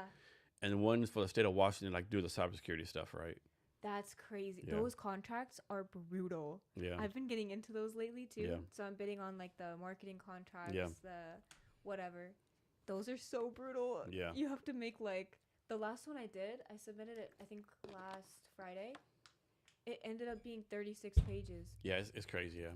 That's a crazy, yeah. But good for you though. I feel like you're a good person to do that because you're, like. So how you doing your technical. contracts? Like, how do you put them together? I work with, Is it Apex or P? Yeah, I do Apex too. I use Apex. Yeah. Apex is great. So Yeah. I have my little consultant that works with me. Yeah. She's so helpful, and then she's done a lot of government contracting. So like I make this beautiful contract. I'm so proud of Yeah. it. And then I'm like, hey, what do you think about this? And then she like. So, but how do you make the actual? How do you make the actual contract? Like, suppose you see a bid you want to bid on. Like, how do you come with the actual contract? Usually, I have to read through to see like, okay, what are the requirements? Because they're always like so specific. And you do it all yourself? I do it myself, but I'm looking to hire somebody that does it. Okay, for me. I'm gonna blow your mind. Okay, what? I'm so excited. Put that shit in fucking ChatGPT. Does that work though? It works, yeah. Really? Yeah. Because I ask it for like certain responses, but like. Or like give me the template of it and then I can build. What I do, I upload it to ChatGPT. I say, hey, assess, analyze, and give me feedback on this bid, on this contract, based on what you know about me and Tech Bank. Should I bid on this? And like, yeah. Does it make the whole thing for you? I mean, of course you got to work on it and stuff, but yeah, it does a lot. Yeah. I might have to try that out. Yeah. I might actually have to try that out. I mean, it's better than spending 10 hours of your time doing it. Yeah, I use. Of course, it's not perfect, and like but. And I think people don't ChatGPT, you can't say like upload a document and say fix it. You gotta go 3 or 4 times or refine it. Gotta skim through it. Hey, like why you do this? One thing I do too whenever I use ChatGPT or Claude, like I always put in there, explain your logic. Ooh, I like that. Yeah, explain your logic. Okay. Yeah. And so you work with TechBank and EarthVC? Yeah. Are they competitors? No. So TechBank does a software development, and EarthVC they want to invest in like deep tech startups. So they want to find startups in the U.S. Yeah. So EarthVC, yes. TechBank is more like enterprise, like big companies, like yeah. Which is which? So TechBank is the software, and EarthVC is obviously the VC. So Yeah, investor. Yeah. Do they need geofencing? I'm sure they do. Yeah, actually a good point. Yeah. And so EarthVC, they have like investments in like Vietnam, Singapore, Finland, Norway, but they have one in Austin, Texas, right? Okay. And this one, like I don't know if I agree with this, right? So the company's called ALO Atomics, right? What is it? ALO Atomics. Okay. They just raised like $100 million. They're building a factory in Austin, and like maybe I must understand what they're doing, but they want everyone to have their own little nuclear reactor. What do you mean? Like a nuclear reactor? Everyone as in like who? Everyone. People? Yeah. That way you have your own nuclear reactor. Of course, it's small. Then you can like make your own energy. Like, there's no more energy, no more need for oil or whatever. Everything's nuclear, right? My thing is like, I don't know if I agree with that because some of us don't need a fucking car, much less a nuclear reactor, right? That's a crazy idea. I don't even know like what to say. Yeah. I have to like process. And that. I might be paraphrasing it wrong. I might be off the wall, but yeah. That's interesting though. I think there's a good case for it. Well, they're building a factory in Austin, Texas to do it. They've raised $100 million. Yeah. Wow. What are they called? ALO Atomics. Okay. Yeah. I'm gonna have to like look into that. That's crazy. So, very cool. So last year, EarthVC invested in 10 companies. So it's crazy. Like last year, they talked to 3,000 startups, only invested in 10, right? But they have like a new fund or whatever, and they want to invest like 20 U.S. companies. So I'm trying to help them with that, right? That's cool. Yeah. That's very cool. Meet a lot of cool people. But one thing I kind of regret is like 2 months ago, I did a post on LinkedIn talking about I'm doing this EarthVC. Oh yeah. Oh, the fucking crazies came out of everywhere, right? You probably got like 500 DMs. Oh my fucking God. It's like people are like text like DMs. I have a finance app for like immigrants. Like, what does that have to do with like climate and deep tech, right? Nowhere close. I've gotten like DMs for people in Iran, Syria, like like Mongolia. That's wild. Yeah, like man. Yeah. Wow. It's crazy. That's crazy. Well, your post reached a lot of audience, so that's great. Yeah, it's fucking crazy. Yeah. Wow. But it's a lot of fun. Yeah, like a lot of people doing like really cool shit, right? So for the military CreatorCon, you're talking about like what you said. Obviously, is part of that going to be like through EarthVC or like? I think that's kind of what I was getting at. Is like, what are you? Yeah. So me, I'm doing a talk at the end. I'm put my QR code up there. Say this is what I'm doing. If you want to support me, like click the QR code. Mm-hmm. That's cool. Yeah. Okay. And so like, is there opportunities for maybe like military creators to talk to you more about that? Yeah. Mm-hmm.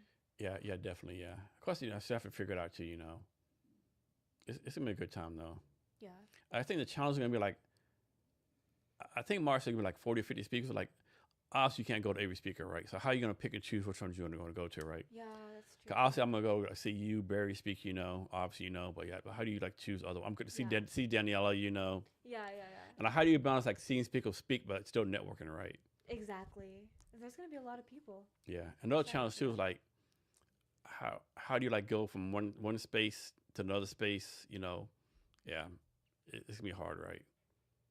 Yeah, I'm excited though. I'm not sure how it's gonna be structured. I think the last conference I went to that had multiple different speaker panels, like simultaneously, was what was it? It was the Harvard Social Enterprise Conference, I think, and that worked really well because they have like obviously it was in HBS, the Harvard Business School, so they have all the different classrooms and stuff and like different places, so everything's kind of numbered. But this one's gonna be in the Hilton, right? Yeah. Okay, I'm excited to see how that I goes. think another challenge too is people don't realize like if I understand right, everyone's gonna speak. The panel's like an hour long, right? Mm-hmm. But the panels will go along with the speakers, right? So each speaker is like 25 minutes. I think it's 20-minute talk, 5-minute questions, and 5-10-minute break for each one. Like, and I suppose the first it's like 9 to 9:30, 10 to 10:30, so on and so on. But I suppose like there's like Tom, Dick, Mary, and Jane, right? All talking at the same time. Those four have to compete on who's going to see the speaker, right? It's not going to be like James and Mark going to say, hey, there's 300 people at the conference, divide them equal between the 4 people talking, right? Like I have to compete. If I understand right, I have to compete with the people I'm talking against, right? Exactly. Get people to see me, right? Gotta make sure you're like. And I'm competitive as fuck, right? Like Me too. I'm like, hey, if on my mindset, like suppose the 300 people, like counting who came. exactly, yeah. If the 300 people, if I don't have 200 people in my space, like I failed, right? Yeah, exactly. Yeah. That's the hard part about it. Yeah, like if only 10 people come see me, I walk around the corner like 200 people seeing like Tom, Bob, whatever. Like, man, yeah. So I'm like, yeah, no, I'm exactly that way. I'm like, yeah, salty if they didn't see yeah, me. like, yeah, real pit. Like, why come you come see me speak? You missed the best talk out there. Yeah. Exactly. So I'm trying to figure out what the like. I'm gonna give my free like for my ebooks to everyone who comes. I gotta have a plan like how to influence people to come see Jason Kavanagh's talk. That's a good idea. I might have to like do that. Yeah. But mine isn't like. I think mine's gonna be a panel. Yeah. So I don't know if that's allowed on a panel to be like, hey, I have resources. I mean, what are you gonna do if you say it? That's true. Yeah. Yeah, because I have a bunch of resources. I have like that demographic sheet I was Yeah. showing you. I have like copies of that, and I have different. It's long. It's like what 30 pages Yeah. long or something. But I have copies of different like flyers for different industries. So for military creators, I might make them some information and just tell them how like demographics be good for them. Yeah. But I'm excited for this though because like the whole conference is so niche. Yeah. It's like military adjacent, and then also like creators, like entrepreneurs, arts, like media, whatever. And so the combination of those two is like very interesting. I feel like I get along really well with military. Obviously I love meeting entrepreneurs. I think it's so interesting seeing what people are doing. So like the combination of that would be really cool. Yeah. Like I'm interested to see how the community is, but from what I've seen, it seems like a great community. Like everybody's very tight knit and doing cool things. And one thing I told Kevin, when we go there, we're all gonna gain like 20 pounds. Really? The barbecue, the water burger, the Mexican food. The Mexican food is so good there. I didn't realize that.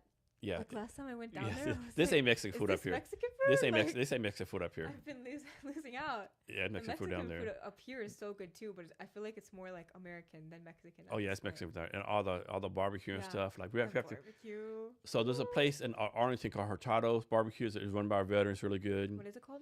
Hurtado's Barbecue. Okay. And Deep Ellum, we hope we can go. There's a place called Pecan Lodge. So Pecan Lodge is fucking crazy. They'll open like 10 a.m. to 7 p.m. If you get there at 10 a.m., it's already around the fucking corner. That's crazy. It takes, I've been like 4 times. Every time it takes like 45 minutes to get in. Really? Yeah. That's insane. You know, the other thing that's cool is I think one of the sponsors is called Hearsay. Yeah. Hearsay.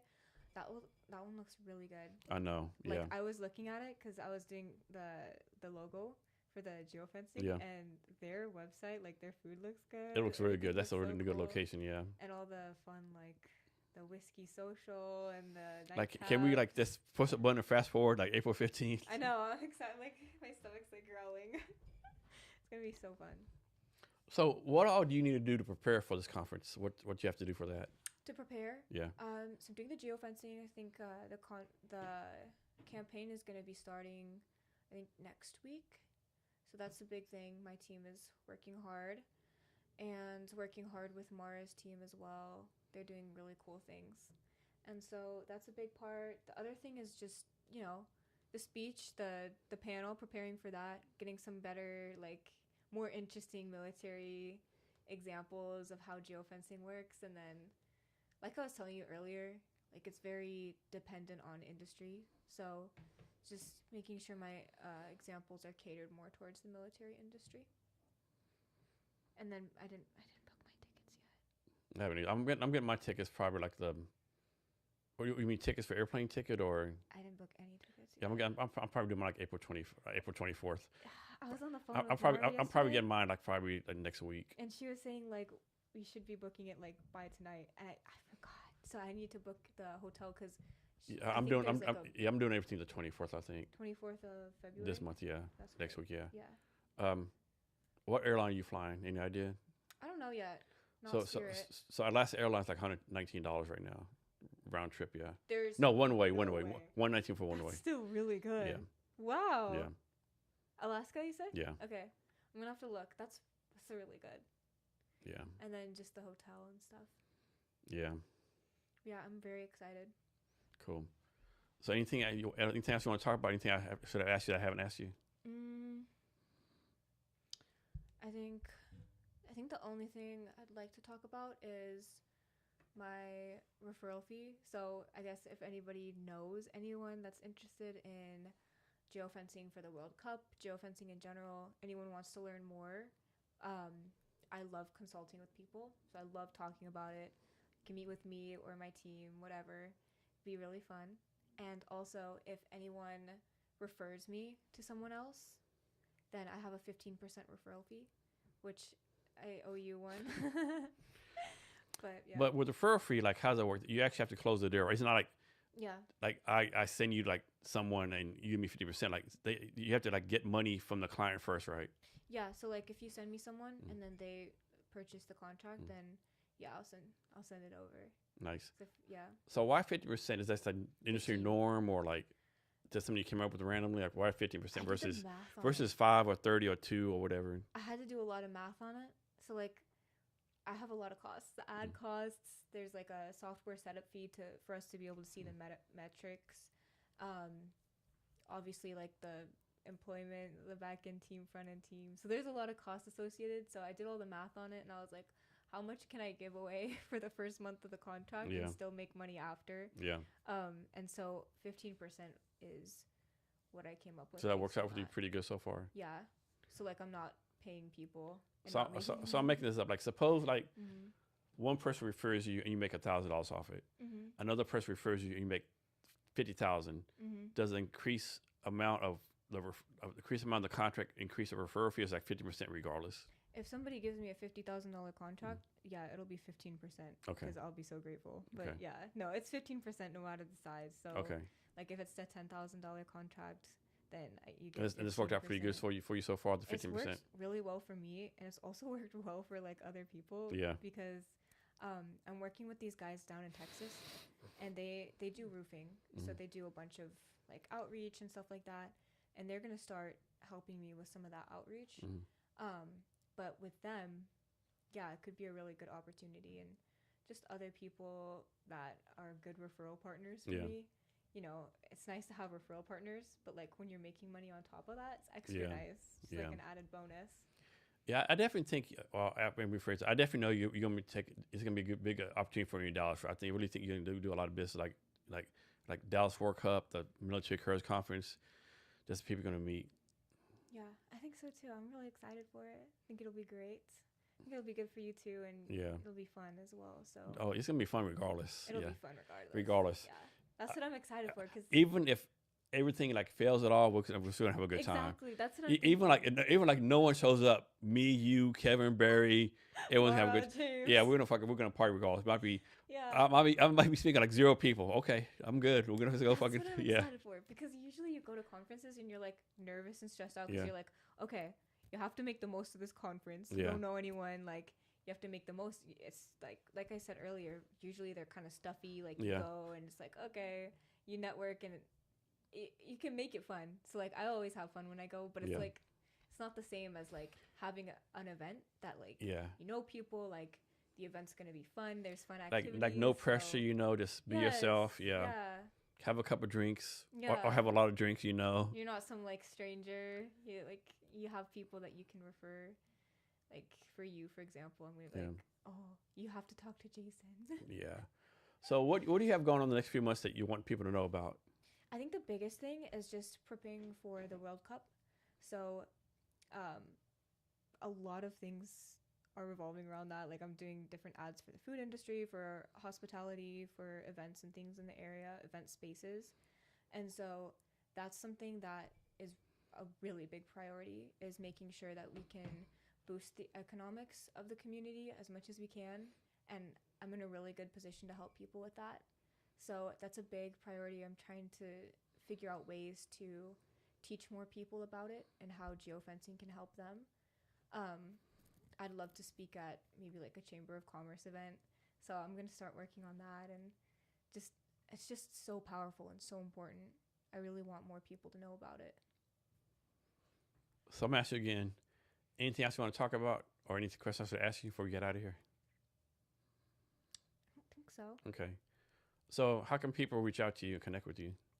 They can reach out to me through LinkedIn, through my website. I have a calendar link, so I can even send it to you. So if anyone wants to book, they can maybe click the link. But yeah, I'm also on Instagram. I have a business Instagram, business personal LinkedIn page. So I'm very Speaking of accessible. Calendly, has this happened to you yet? This has happened to me a lot lately. It's all over LinkedIn, right? Mm-hmm. So I guess we're having to reach like all these fucking jackasses, having to go to people's calendars and like making appointments without the permission, right? Really? Yeah. How do you do that? I don't know how you do it, right? That's not happened to me, but it better not. Yeah, because- it happens a lot to people. It was like, hey, join this webinar, blah, blah, blah, right? You know what? I've been getting a lot of like things on my calendar That's it. that are like, that show up and I don't accept it. Yeah, that's what I'm talking That's about. what's happened to me. That's it. Oh. Yeah. So it's not like people aren't booking like. 'Cause No. If somebody started booking my link, no, I it's would be like so mad. it's like I'm Jason. I go your calendar Yeah. and I put on there, hey Taylor, join my webinar. Yes. They're doing that, right? Yes. I'm like, how does that even work, right? No, it Soon kinda makes sense, as I see it, like, man, this is some bullshit. Yeah, it makes me so mad. 'Cause Oh, yeah. I'm like, It's spam. You can't do nothing. Like, you can't report it. You can't do nothing about it, Yes. right? and then like people can't book during those times. or, No, like, exactly. I just look at my calendar briefly and I'm like, oh, I can't do that. But Because it's like some people are like, oh, fake. this is on my So calendar. bad. It must be a meeting, right? Yes, because you're just glancing at it, you know. Like, man, maybe I did make this right, but yeah, it's so horrible, right? Yeah, I was thinking maybe I should just change the color of like inbound meetings so that I know. Yeah. I don't know, something. It's But so basically, take your irritating. calendar link and they, schedule something else on there, right? Yeah. Like, there's no way that works, How right? do you even do that? Yeah. Like, what type of fucked up person It are works, you? though. I mean, but what type of fucked up person are you to do I something like that, know. right? Like, No, it's crazy. yeah. All right, man, Taylor, thanks for doing this. Such a great time as always. Thanks for having me. It All was right. so much fun. Yes. And to our listeners, thank you for your time as well. Remember to be great every day.